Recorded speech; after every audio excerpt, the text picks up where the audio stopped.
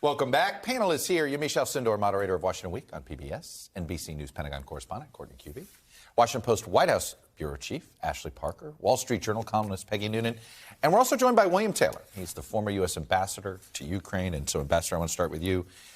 You have a lot of insight into the Ukrainian government. Zelensky, this is one fired up leader of his country, frustrated, and he seems to be as frustrated with the West as he is with anybody right now. No, Chuck. He's clearly frustrated with Putin. He's got allies. He was there addressing those allies in Munich yesterday, exactly what you say. He's got complaints about more support, he would like to have. But the real villain of the case, let's be clear, is sitting in the Kremlin.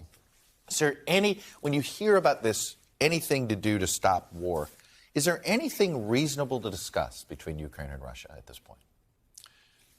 Probably not between Ukraine and Russia. There's reasonable discussions to be had between Russia and the United States. The Russians are after things that Ukraine can't really deliver. The Russians are after a rollback. The Russians don't want NATO to accept Ukraine's just a pawn, right? Ukraine has a gun to its head while the Russians are negotiating with the Americans and NATO and others. And so, yes, they're a pawn in this. Courtney, I think what we're all wondering is, what's next? We know how we're going to respond to sanctions, to a Russian invasion. We know all that. What's next for the American response after that? From a military perspective, there really is no response. I mean, right now, the Biden administration has made a very concerted decision that there will not be any kind of U.S. military response. And people keep coming to me and saying, well, what if Americans are killed? What if Americans need help getting out of the country? I think people are going to be pretty surprised. There's a lot of comparisons back to Afghanistan, but this is Secretary not Blinken said it. Hey, we're not getting you. Yes, they are. There has been a real effort on the part of the Biden administration to tell Americans, if you are there, get out. The idea that the U.S. military will be in Ukraine fighting Russia is just not happening unless Vladimir Putin decides to branch this out and to go into Poland or anything. But there's no intelligence that suggests he's made that decision. And just following up on that, I mean, I think Afghanistan looms so large there. And in talking to people in the administration, they say that getting Americans out is so top of President Biden's mind. He mentioned it in that Super Bowl interview. He mentioned it when he had the press conference with the German chancellor. He mentioned it in his speech last Tuesday. Not that Americans are going to evacuate, not that the U.S. is going to evacuate Americans there, but that's why you see them saying, you need to get out now. You need to get out when commercial flights are still available. They came up with a plan where there'll be U.S. troops on the border with Poland. Well, that can be an 8 or 9 hour trip across land, and they do not want another situation like Afghanistan where you see those images that really hurt them with the American public. What kind of American resolve is there going to be, Yamiche? American resolve. I mean, I think we're watching this happen, and we're with the Ukrainians now. How long are we going to be watching? I mean, that is the big question politically. It's also why we see, as Ashley and Courtney said, Afghanistan looming so large, because we did see President Biden's poll numbers tank after the Afghanistan withdrawal, which he defended and continues to defend. But they did not go back up. What I hear when I talk to White House officials is this real feeling that President Biden is sharing as much intelligence as possible. A key element of the West's strategy here is to warn people internationally about what Russia's doing. But also the thing that you hear President Biden saying is Americans need to be prepared for if this comes to our shores, and it comes to our shores in the effect of higher gas prices. When we already are seeing an 8-year high, we're already seeing inflation at 40-year highs. So the president is also trying to tell Americans, if we have to get involved here, the cost of freedom may be in your wallets at the gas tank. And Peggy, I think this is the president's challenge. I think I'm impressed by the lack of partisan bickering there's been about how he's handled this, right? And that's I think that's see true. that there is. So you could see that there is agreement that he is doing everything he should be doing right now. The question is, if this strategy doesn't work, is it Katie bar the door?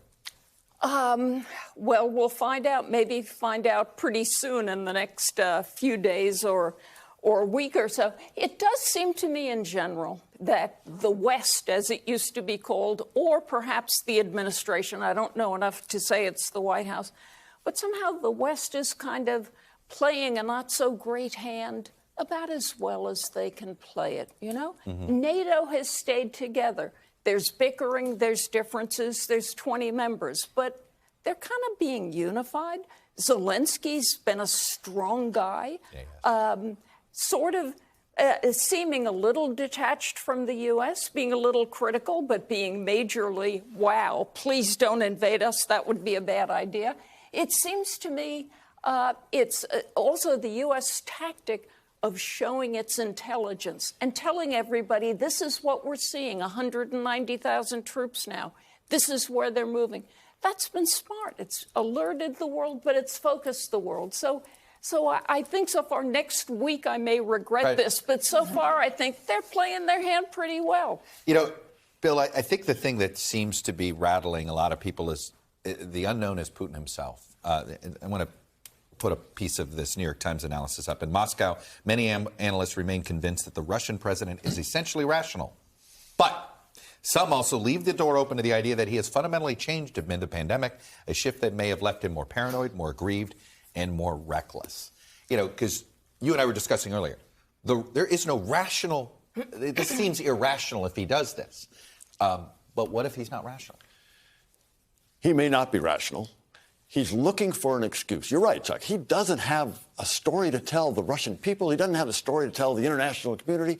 He has no rational reason to go to invade Ukraine. Fact is, he has told his people that Ukrainians are kind of really Russians.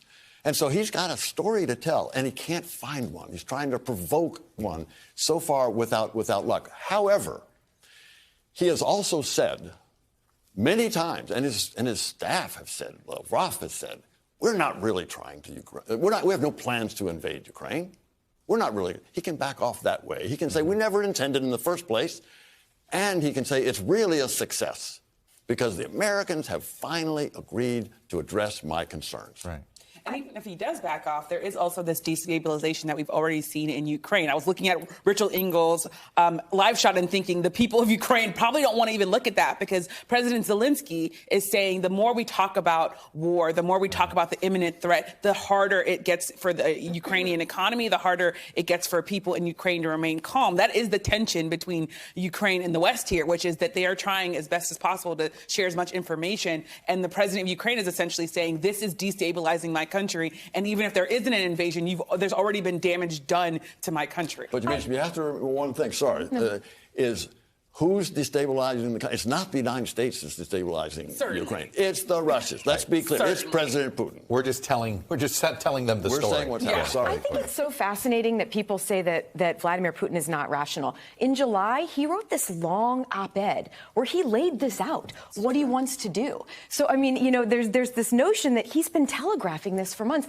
and you could make the argument he's been telegraphing it for years. I was just going to say, go back to 06. Yeah, I mean, this is one of his primary national security objectives and long-term strategic objectives is to take Ukraine and then to keep moving to Kaliningrad, Belarus, Moldova, some of the places that we, in some ways, we're already looking at as almost Russian territories, right? Yeah. So this is something he's been working on. This is a legacy event for him if he decides to do this invasion, and it's something that it will continue his goal of turning this global order. Bill, address the question that I said to the secretary about what's the assessment of why Putin didn't do this while Trump was in office? You know, I think the question of why now is a very good one. He may think that he's running out of time. Maybe he thought he had more time when President Trump was in office. But he's running out of time. The secretary made this point, that is, Ukraine's moving inevitably, inexorably to Europe, away from Russia because of all his actions on that thing. So I think he's running out of time in that way. Also, this is probably the peak strength of his military. Yeah. His economy is not in good shape, and it's going to go down from here. Can I say one thing? Yeah. Just very quickly. I think people, especially Americans, are wondering if Putin moves on Ukraine, if he goes as far west as Kyiv, what does that look like? What is that? What does that mean? Does he stay? Yeah. How bloody, but also literally, what does it look like? And is it formal troops and tanks? Is it little green men? Whatever. Second question, of course, spillover. Yeah. What does that mean beyond where it's taking place. And that's what a lot of Eastern European NATO allies would like to know the answer to that question.